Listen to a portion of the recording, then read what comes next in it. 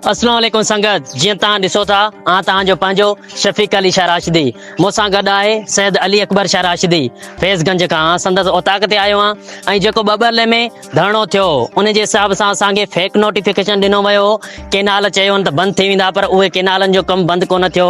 असांखे बसि हिकिड़ो जाली नोटिफिकेशन मिलियो। उन जे हिसाब सां साईं छा तव्हां ॻाल्हाईंदव?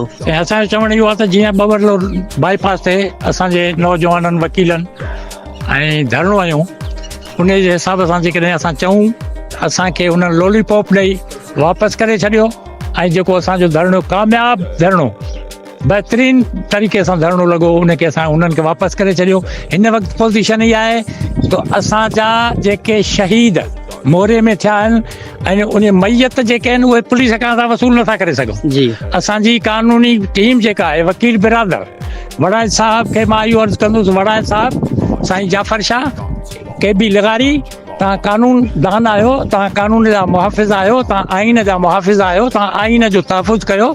जेकॾहिं तव्हां सिंध धरतीअ जे शहीदनि जो तहफ़ुज़ नथा करे सघो ऐं उन्हनि जो लाश एतिरो त ख़ौफ़ज़दा गवर्नमेंट आहे जो उन्हनि जो लाश बि तव्हांखे ॾियण लाइ तयारु न आहिनि त उते खरबे रुपयनि जो जेको प्रोजेक्ट रखियो वियो आहे उहे केनाल कहिड़े हिसाब सां वापसि ईंदा? मुंहिंजो अली अकबर शाह राशिदीअ जो तव्हां खां इहो सुवालु आहे। नंबर ॿियो त बबरले में असांजी गाॾी चोरी थी वई जंहिंजी रिपोर्ट मूं हर वकील ताईं पहुचाई, वड़ाइल साहब ताईं पहुचाई, साईं हारून शाह ताईं पहुचाई, जाफ़र शाह साईं ताईं पहुचाई, के लगारीअ ताईं पहुचाई ताक मां पंहिंजे रहबर रूहानी पेशवा सियासी लीडर हज़रत पीर साहब पागारे फंक्शन लीग मुस्लिम लीग जे सदर पीर साहब पागारे ताईं बि रिपोर्टूं पहुचायूं जंहिंखे अॼु मां सम्झां थो तक़रीबन के 20-25 ॾींहं गुज़री विया आहिनि। 28 तारीख़ जे 6 बजे शाम जो मुंहिंजी गाॾी बबरले मां चोरी थी वई।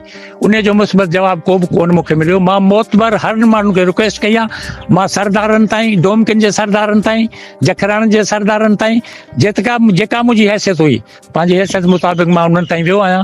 मूंखे मुस्बत मोट कान मिली आहे। मुंहिंजो इन्हनि खां सुवालु आहे त जेकॾहिं तव्हां सिंध जे शहीदनि जा लाश ऐं वयल चोरीअ जूं गाॾियूं सिंध गवर्नमेंट खां वापसि नथा वठी सघो त केनालनि जे वापसि करण जी असां कहिड़ी तक़ाज़ा रखूं थो? तव्हां असांखे केनाल वापसि करे असांखे सिंध खे आबाद कंदो ऐं सिंध जे हिन गुलदस्त रस्ते खे वरी पाणीअ जे हिसाब सां आबाद कंदो।